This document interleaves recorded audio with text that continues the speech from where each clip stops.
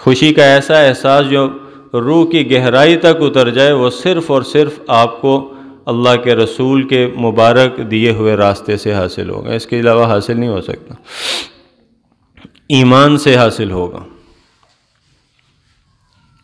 تو حضرت ابو ذر سے آپ نے فرمایا، ابو ذر تو نا ویرانے کے اندر مرے گا، موت تیری آئے گی ویرانے میں، لیکن مومنین کی ایک جماعت تیرا جنازہ پڑھے گی، جنازہ پڑھے گی تیرا۔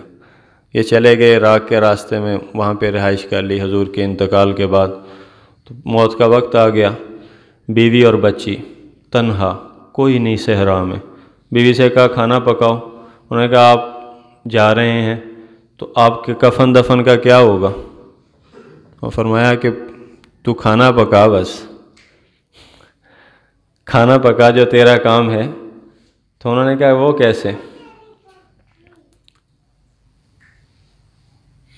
کس کے لیے؟ تو فرمایا کہ میں نے اللہ کے رسول سے سنا، آپ نے مجھے بتایا تھا، اور آپ نے یہ ارشاد فرمایا تھا کہ ابو ذر تو تنہائی میں مرے گا، لیکن تیرا جنازہ ایمان والوں کی ایک جماعت آ کر پڑے گی، وہ آئے گی، اللہ بھیجیں گے، جہاں سے بھی آئیں گے ضرور، بشارت ہے، یقین ہے۔ تو جب وہ آئیں گے مسافر ہوں گے ہمارے پاس، تو ان کے کوئی خبر گیری کا انتظام کر۔ یہ کہہ کے انتقال ہو گیا۔ حضرت عبداللہ ابن مسعود رضی اللہ عنہ قافلے کے ساتھ واپس آ رہے ہیں، اسی راستے میں دیکھا تو عورت کھڑی پریشان حال، پوچھا کیا ہوا؟ کہا میرا سرتاج انتقال ہو گیا۔ کہا کون؟ کہا ابو ذر۔ ابو ذر بڑے صحابہ میں اور بڑے فقیر صحابہ میں، فقر کو انہوں نے اختیار کیا ساری زندگی، پیسے کے پیچھے کبھی نہیں بھاگے۔ بس جب حضور کا انتقال ہوا پھر مدینے سے تعلق ان کا ختم ہوا، پھر کہا اب دل نہیں لگتا۔ اکثر صحابہ چلے گئے، انہوں نے کہا اب دل نہیں لگتا، جس کے لیے تھے وہ جب نہیں رہے تو حضرت بلال بھی چلے گئے، وہ دمشق شام میں جا کے سکونت کر لی۔ پھر ایک دفعہ وہاں سے آئے، حضور میں خواب میں حضور کی زیارت ہوئی، آپ نے فرمایا بلال کیا بات ہے میرے پاس نہیں آتے ادھر؟ پھر وہاں سے سفر کیا، قصد کرتے ہوئے پہنچے مدینے کے اندر ایک عرصے کے بعد۔ تو مدینے والوں نے دیکھا، انہوں نے کہا نماز کا وقت ہو گیا، اذان آج آپ دیں گے، مؤذن رسول۔ اور آپ نے فرمایا جو جہاں پہ دفن ہے وہیں سے اٹھے گا۔ بلال دمشق میں دفن ہے، آپ نے فرمایا کہ بلال میرے قدموں سے اذان دیتا ہوا اٹھے گا قیامت کے دن، اس طرح حشر ہوگا۔ تو وہاں سے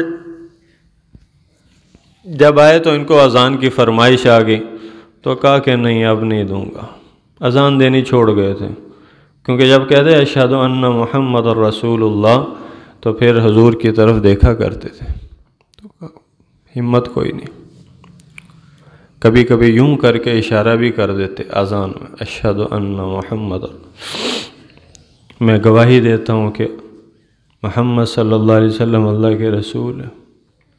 حسن حسین رضی اللہ عنہ، ان کو سفارش اہل مدینہ نے کی، کہا کہ بلال سے آپ کہیں، آپ کی مانی جائے گی۔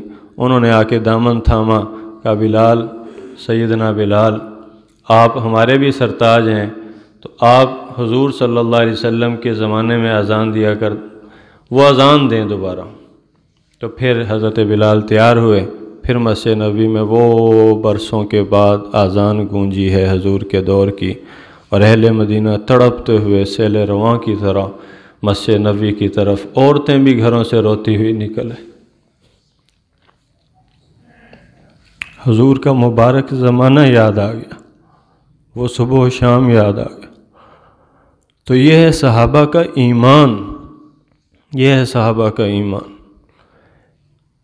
کہ حضور کی دی ہوئی خبر پہ نچھاور ہو جانا، جان چھڑک دینا۔ تو ایسا ایمان ہم بھی اپنا بنائیں، اس کا ہمیں شوق ہونا چاہیے، اپنے بچوں کے بھی بنائیں، گھر والوں کے، اس کی فکر کریں۔ دنیا انشاءاللہ اس کی برکت سے اللہ بہت دیں گے، اور اپنے کرم سے دیں گے، اپنے فضل سے دیں گے۔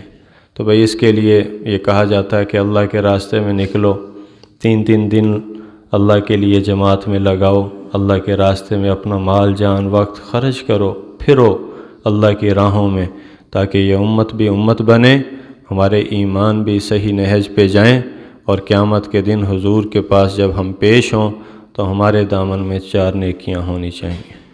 ہمارے پاس بھی حضور کے دین کے لیے محنت، مجاہدہ، قربانیوں کی کوئی چھوٹی سی داستان ہونی چاہیے، پھر ہے انشاءاللہ زندگی کا مزہ۔